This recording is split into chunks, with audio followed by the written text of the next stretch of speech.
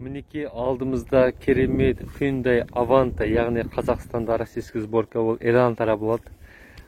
Керемет машина, бағасы да арзан, сорт үсті, яғни сәл ғана соққы түскен, бірақ машинаның жағдайы өте керемет. Ал енді бұл машинаның біз титаны дискісі өте жақсы, родной 17. Машинаның сыртқы кузовтарынан бағана біз тексердік, бірақ біз бұл машинаны шынырек қатты бағаламай, яғни Қазақстан тұратын машинаның бағасына көңіл бөлмей, машинаға арзан баға беріп қойдық. Яғни бұл машинаны біз примерно қаншаға бағаладық?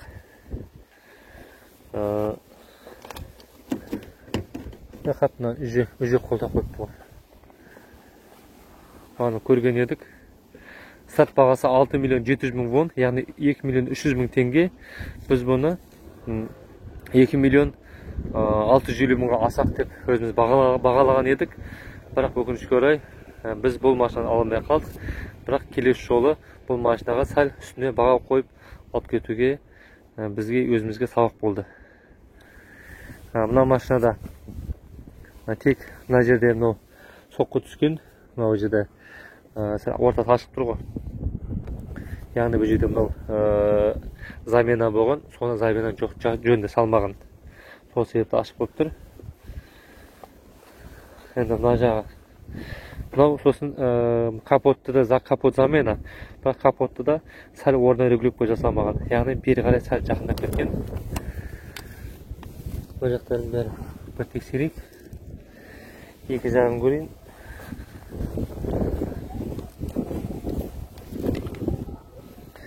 Екі жағы бірдей, так что жалпы сау жолдардың бәрі жақсы. Басқа жердің бәрі жақсы. Енді мынау арт жақтан да удар түскен.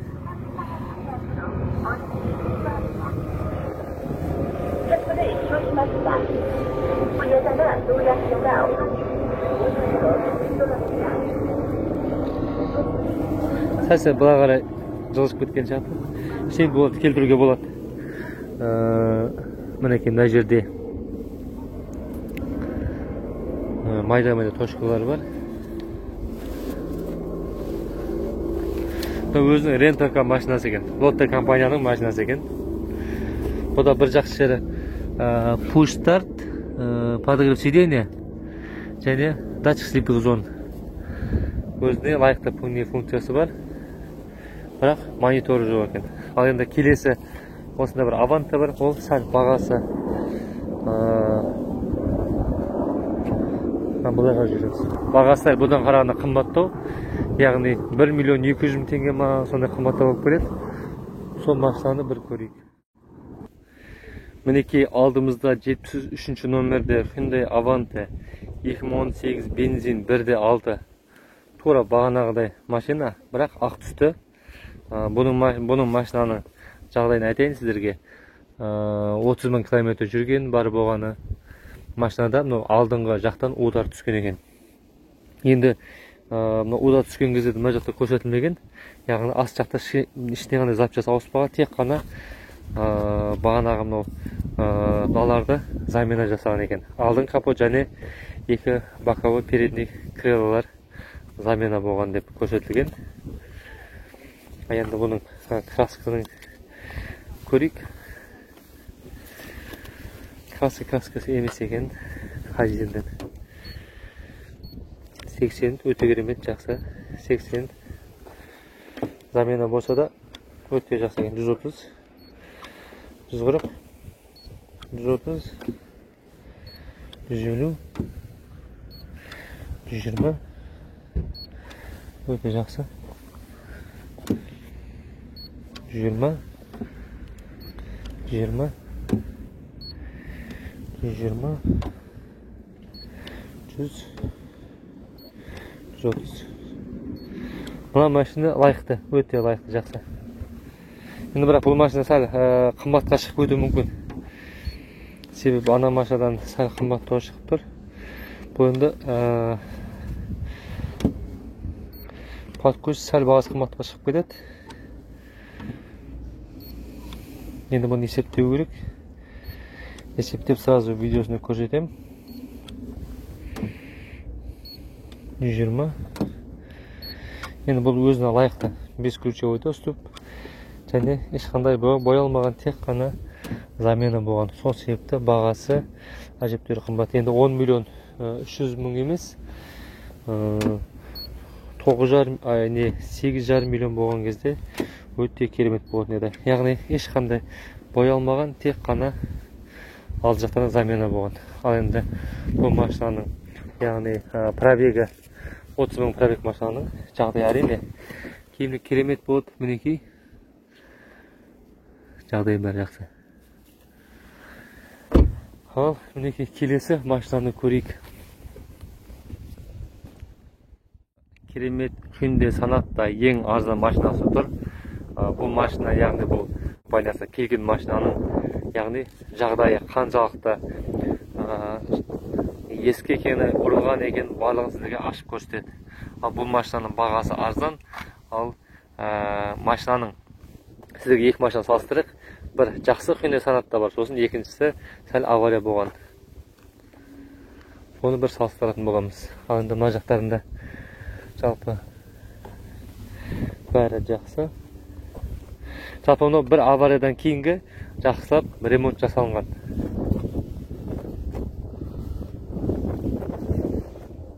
Керемет. Ол керемет, ішінде монитор бар екен. Клавиші сиденье жоқ. Өте керемет. Push start. Cruise control. Монитор, задняя камера, но оригинал. Подогрев сиденье, подогрев руль. Барлығы бар, жақсы. Осындай санатталар бар. Жақсы баға. Енді мынау 74 мың километр жүрген екен. Жалпы арчақтарын бәрі жақсы, бәрі жап-жаңа. Енді бұлындай машинаны қанша дегенмен гарантиямен жөндеу мүмкін, менің ойымша. Енді бұл қай жылы авария болған мага белгісіз. Бірақ мінекей. Қараңыздар, алдыңғы жақта замена болған. Капот, X дегеннің бәрі замена. Арт жақтан да замена болған. Яғни запчастарын қайтып ауыстырған. Енді бұл машина біз краскасын тексерейік. Жалпы енді бірінші бұл машинаның моторын тексерейік. Оборот түскенін көтерем. Нормально.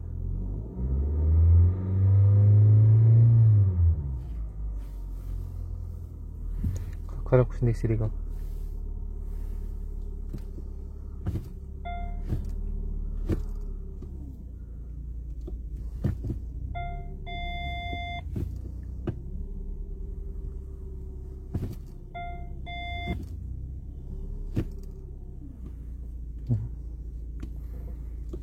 Примерно нормально. Орташа. Опс. Бірақ мынаның мотор керемет. CVVL мотор. Ішіндегі ең жақсы мотор. Өте керемет. Мінекей мына жақтарда замена болған екені сразу көрініп тұр. Яғни болттардың бұралғаны. Жалпы енді мынау лонжерон зау, қатты удар түспеген. Яғни бір КамАЗдың артына кіріп кету мүмкін.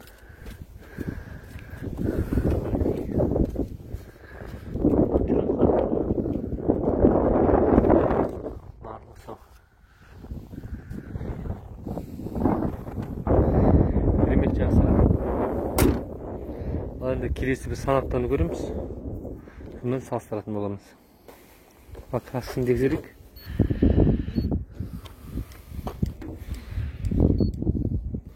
Бәрі краска болмау.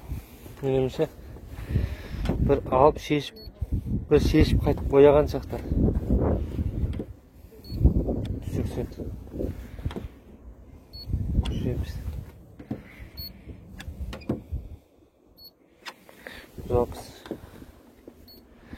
160.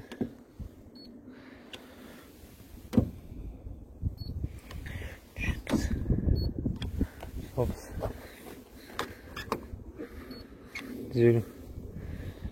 Sağdan duruş көрсетпей тұрған жоқ па? 140. 150. 130. 110. 110. 120. 110. 150. Yanına mынаған шпалепке жақпаған, бірақ тек үстінен краска бояған.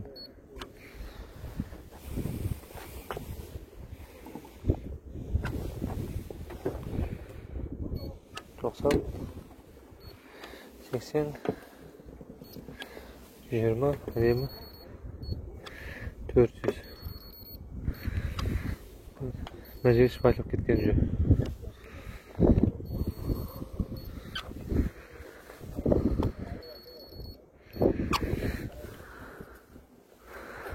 Көзбен қарағанда қатты білінбейді, бірақ качествені қаншалықты мықты не болғаннан кейін, мастер болғаннан кейін жақсы біліп жасаған. Енді боялғанда да біліп қоятын адамдар бар, яғни керемет мамандары ғой. Әрістің көзі маманы ғой. Мына машинада негізі жалпы сырт көзін қарасаңыз тап-таза, керемет, бірақ сырт жағын барлығы краска және авария болған. Ал мінекей 223 номерде тура сондай санаттаның, яғни конкуренті, яғни соның қарсыласы. Бұл машинаның бағасы ана машинадан қарағанда примерно бір $800, $700 қымбат екен. Енді бұл машина бірге көрейік. Жалпы сыртқы көзігінде майда точка, есіктің тигендері, майда тиде точка царапиналар бар. Енді көп емес, тек есіктен ғана көрініп тұр. Жалпы бампер айналасында ештеңе жоқ. Міне мына жерде краска ұшып кеткен екен, әттең. Кореяда енді жолдың бәрі тар болғандықтан осындай жағдайлар болып жатады деген. Міне мына машина қарасақ та, мынаның есік немесе басқа есіктер бір-біріне тиген. Бұл машинаның ішінде айтпай қойын, барлығы осындай бірдей.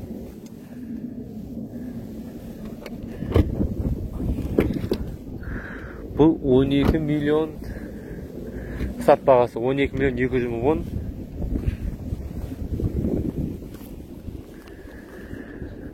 $71.983 километр жүрген, бензин, объем 2. Жалпы авария тек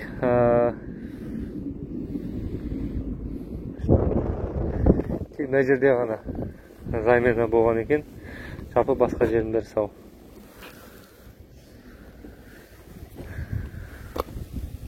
Сәл свет екі түрі болып тұрған сияқты. Көзіме солай көрініп тұр. Ал енді тексерейік. 130, 120, жақсы. 140, 150, 110. Мына жерге краска түскен. Жоқ, бәрі дұрыс екен. Бәрі жақсы екен. Тек қана замена болған, краска емес. Боялмаған, яғни. Керемет жақсы. Бағана машина алғанша, осы машинаны енді краска Қазақстанда көп бағаланатын болса, боялған, боялмаған екені. Ал Корея мемлекетінде керісінше тек замена деген нәрседен елдер қашады. Бірақ краска боялған, боялмағанға бұлар қатты көңіл бөле бермейді. Өте керемет. Мына машинаны Қазақстанда, яғни $1000 тұратын, $10,000 сат бағасы болатын керемет санатта тұр екен. Бензин. Яғни біз бұны кеше есептеген кезде 7.600.000 ба, 7.500.000 дейін ба шыққан етін.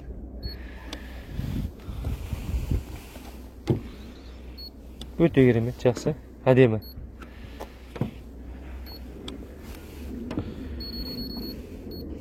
Мына жерде краска түскен, яғни боялған. боялғанда шпатлевка емес, тек сыртынан тағы да боялған.